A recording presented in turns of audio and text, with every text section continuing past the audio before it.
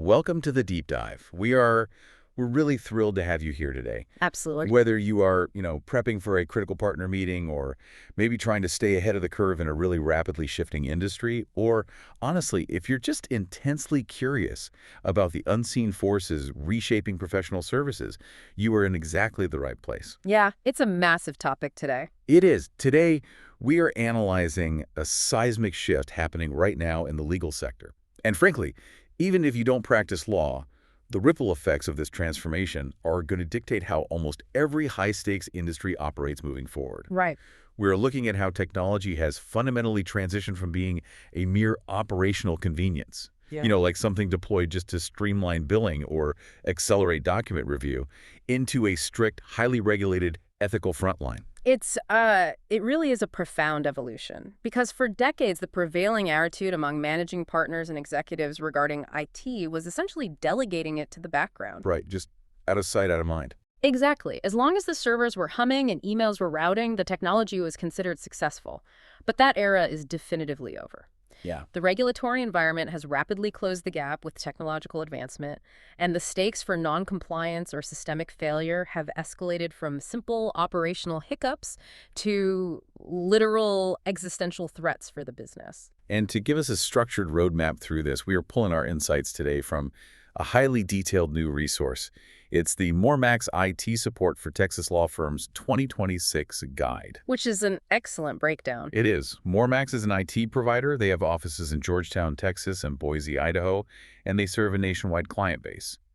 This 2026 guide they just released is, well, it's less of a standard technical manual, much more of a strategic playbook for survival. Which makes it an incredibly useful lens for our analysis. Definitely. The guide methodically lays out how the collision of new legislative frameworks and advanced threat vectors is forcing an absolute overhaul in how sensitive, privileged data is secured and managed. That brings us to our core mission for today's deep dive. We are going to explore exactly why winging it with IT infrastructure is an option that legal professionals can no longer afford in 2026. The landscape has just changed too much. Exactly. Yeah. We will look at how the intersection of new laws and advanced technology is forcing a massive change in how sensitive data is protected. Okay, let's unpack this, starting with the concept of the 2026 ethical mandate for law firms. This is really the critical starting point. We are observing the migration of IT from the realm of the office manager directly to the desks of the ethics and compliance committees. Right. The guide highlights the updated Texas disciplinary rules of professional conduct.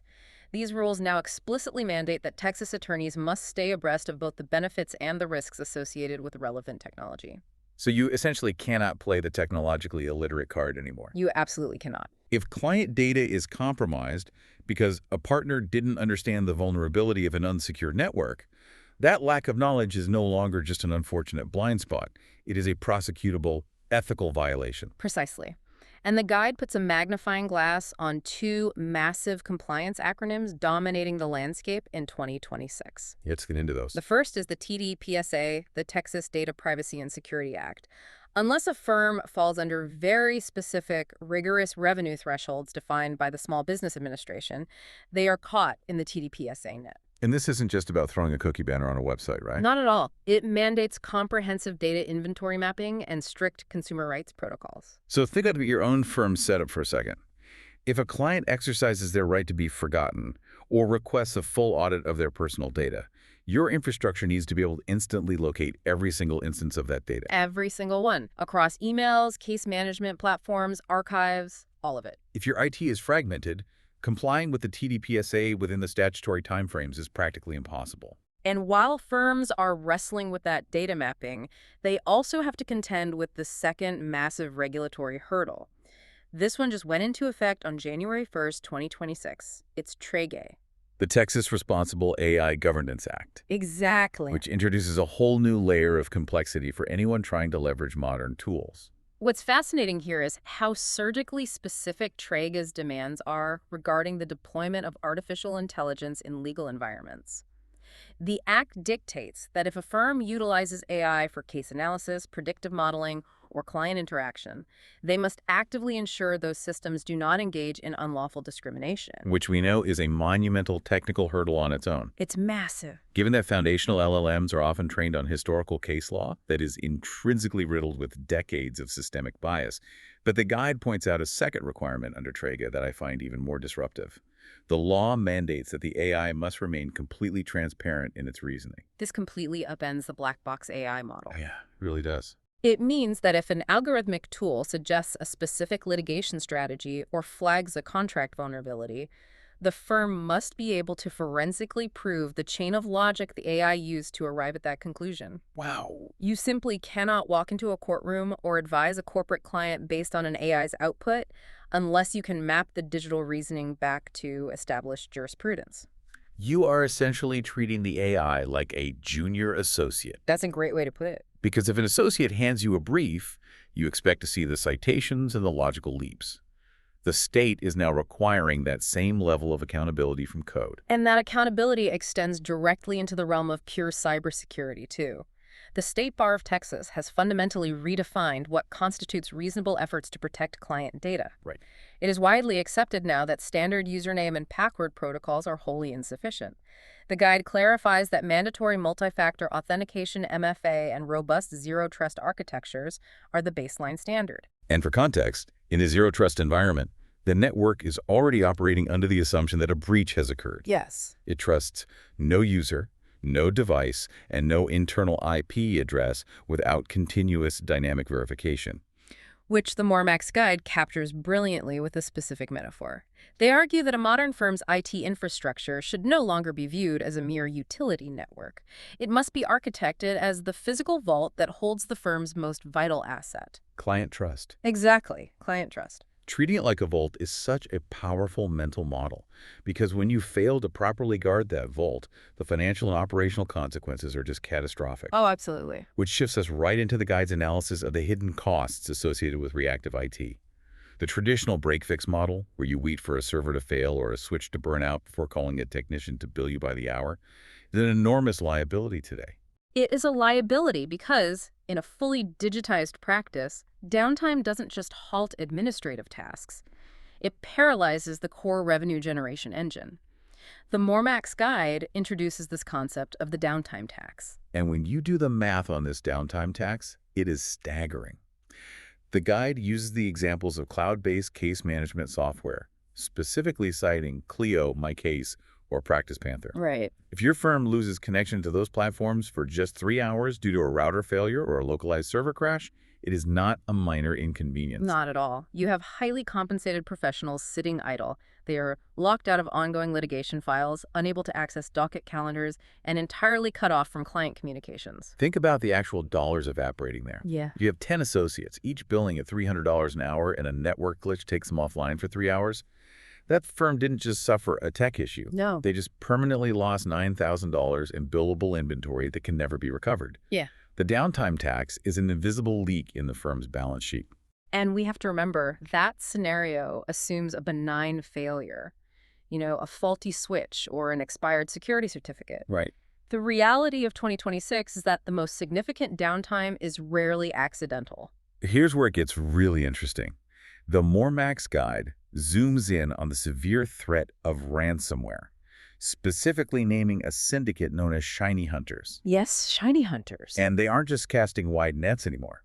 They are actively targeting Texas law firms because of the high leverage inherently attached to privileged litigation data. Shiny hunters and similar threat actors know that law firms are the ultimate pressure point. Exactly. If they encrypt your files during a high-stakes merger or right before a major trial, the incentive to pay the ransom is astronomical. This is exactly where the legacy break-fix IT model structurally collapses. You cannot simply call a local technician to fix a heavily encrypted server environment. Which is why the guide heavily emphasizes the absolute necessity of immutable backups. Critical. But it's not just about having them. It is about the speed of deployment. Exactly. For those familiar with network architecture, an immutable backup is a write once, read many snapshot of your data. It cannot be altered, encrypted, or deleted by anyone, even if an attacker acquires root administrative privileges. Right. But the critical insight from the guide is that having an immutable backup is entirely useless if your reactive IT provider takes 4 days to restore the environment. Because Shiny Hunters has evolved. Yeah. They don't just lock the front door anymore. They spend weeks inside the network locating standard backups and corrupting them before they detonate the ransomware. Exactly. So if your recovery time objective is measured in days instead of minutes, you are missing hard court deadlines. You're Yeah. forced to notify the state bar of a breach. The reputational damage becomes completely irreversible. And this is the driving argument for transitioning to a managed service provider, or MSP. The managed model fundamentally alters the financial and operational dynamic. Right. Instead of paying unpredictable, exorbitant emergency fees to clean up a disaster, firms pay a predictable, flat monthly rate. You are essentially financing the active defense of the vault. You are paying an MSP to continuously monitor telemetry, patch zero-day vulnerabilities in the background, and ensure the system never goes down in the first place. Right. It turns IT into a predictable budgeting expense rather than a series of expensive break-glass emergencies. But transitioning to an MSP requires strict vetting. Generic corporate IT support does not translate to the high-stakes legal environment. The operational demands are just incredibly specialized. So what specific tech features are required in the modern Texas legal landscape? The MoreMax guide outlines a few. First is cloud-first workflows. And we aren't just talking about accessing emails from an airport lounge anymore. No, the guide points directly to the rise of the Zoom jury and the normalization of highly complex remote legal proceedings. They use the scenario of conducting remote depositions from locations out in West Texas. Which poses a massive technical challenge.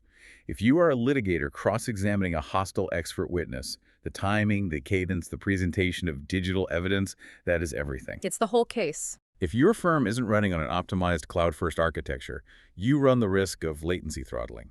Imagine presenting a crucial piece of financial forensic evidence, and the high-definition video feed buffers or drops entirely. A nightmare. You don't just lose the momentum of the cross-examination, you risk confusing the jury, or, in extreme cases of technical failure, risking a mistrial. The chain of custody for digital evidence presented remotely relies entirely on network stability. The next feature the guide highlights is legal-specific AI. We discussed the TREGA regulations earlier regarding AI transparency, but this is about the functional daily utilization of the technology to avoid catastrophic hallucinations. We all remember the highly publicized disciplinary hearings a few years ago. Attorneys submitted briefs generated by generic, off-the-shelf LLMs that had entirely fabricated case law. Completely hallucinated precedents.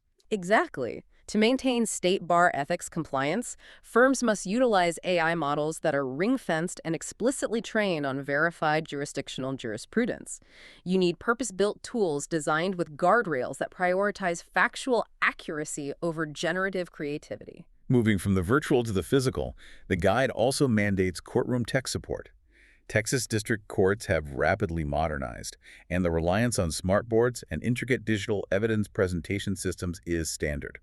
But courtroom technology is notoriously finicky. Oh, absolutely. If a proprietary video file of a deposition won't render on the court's smartboard 10 minutes before opening statements, you need an IT partner who intimately understands courtroom AV protocols and can troubleshoot under extreme pressure. A generic IT help desk ticket system isn't going to save you in front of a judge. And lastly, regarding infrastructure, the guide points to VoIP and encrypted comms. It is no longer acceptable to discuss case strategy over standard cellular networks or consumer-grade messaging apps. The guide ties this directly back to the American Bar Association's Rule 1.6c. That rule requires lawyers to make reasonable efforts to prevent the inadvertent or unauthorized disclosure of or unauthorized access to information relating to the representation of a client. Modern voice-over IP systems and encrypted communication channels are the only way to satisfy that ABA standard in a mobile distributed workforce. Definitely. So, if you are an executive or a managing partner absorbing all of these requirements, how do you actually evaluate a potential IT partner? The MoreMax guide provides a set of highly targeted vetting questions that go far beyond standard service-level agreements. These questions are designed to expose the difference between a vendor who just resells software and a true strategic security partner. The first critical question to ask an MSP: do you have a SOC2 Type 2 certification? For those managing operations, you know that SOC2 isn't just a basic security questionnaire. Right. And the Type 2 designation is vital. A Type I audit just looks at your security design at a single point in time. A Type 2 audit means an independent auditor has monitored the MSP's operational controls, their data security, and their internal protocols continuously over a prolonged period, usually 6 to 12 months. It is empirical proof that they rigorously practice the security hygiene they are selling. The second vetting question addresses the elephant in the room regarding modern tech. How do you ensure our AI tools aren't training on our privileged client data? If I'm leading a firm, I need an absolute guarantee on this. Because if your MSP deploys an AI summarization tool across your document management system, and that tool isn't properly partitioned, your highly sensitive M&A documents or privileged litigation strategies could be absorbed into the AI's training data. Wow. You could inadvertently leak client secrets to the public model. An elite legal MSP will be able to architect localized, walled-off LLMs that learn only within your secure environment and never phone home. The third vetting question the guide suggests brings it all back to the reality of litigation. Can you provide a 15-minute response time for courtroom emergencies? That is the ultimate stress test for an IT provider's service infrastructure. It separates the generalists from the specialists. If a judge is waiting on the bench, a 4-hour response window is practically a malpractice risk. This rigorous environment is exactly where MoreMax outlines their specific operational philosophy in the guide. They operate under the mantra, simple by design, secure by default. It is a highly strategic approach. By emphasizing profound automation and self-healing network architecture, they aim to deliver effortless IT with virtually zero help desk overhead. Right. The goal isn't to be incredibly fast at fixing broken systems. The goal is to engineer an environment that autonomously defends and regulates itself so the attorneys never have to pick up the phone in the first place. Simple by design, secure by default. It strips away the technical friction so the professionals can focus purely on practicing law, knowing the vault is guarded. Exactly. So what does this all mean? We have spent this deep dive dissecting the mechanics of Texas law firms. But the fundamental lessons here are completely universal. They apply everywhere. Whether your practice is in Boise or Boston, or whether you are managing operations in finance, healthcare, or any high-stakes sector, the paradigm has shifted. We are navigating a landscape where advanced AI governance and severe, targeted cyber threats are strictly regulated legal realities. They are no longer isolated problems relegated to the IT basement. The security of your digital infrastructure is now completely inextricable from the preservation of your professional license, your market reputation, and your ultimate operational survival. If we connect this to the bigger picture, what the MoreMax 2026 guide really illustrates is the necessary absolute death of reactive business management. Yes. In a hyper-accelerated digital economy, strategic IT is the foundational layer of corporate defense. The shift from passively repairing broken tech to actively enforcing proactive zero-trust security architectures is the only viable path forward. It is the stark reality of doing business today. It is. And as we process this rapidly evolving environment, particularly concerning artificial intelligence, the TREGA regulations leave us with a deeply complex puzzle to think about. We discussed the legal mandate that AI tools must remain transparent in their reasoning, that attorneys must be able to explain the algorithm's logic chain to a judge. But as legal AI models ingest tens of millions of case files, cross-referencing global precedents at speeds a human mind cannot comprehend, what happens when an AI generates a brilliant, perfectly legally sound, but entirely unprecedented litigation strategy? Oh, wow. If the internal reasoning spans thousands of microscopic logical leaps that are simply too complex for a human to articulate in court, does this legal demand for transparent reasoning effectively place a hard, artificial ceiling on how intelligent our tools are legally permitted to become? That is an incredibly provocative dynamic to consider. If our technology must remain simple enough for human translation, we might be legally enforcing a cap on its true potential to solve complex problems. That is definitely something to analyze as you look at the tools your own organization is adopting. Absolutely. We've covered vital territory today, from the rigid realities of the TDPSA to the invisible drain of the downtime tax. Thank you for spending your time with us on this deep dive. Keep questioning the evolving digital world around you, stay secure, and we will catch you next time.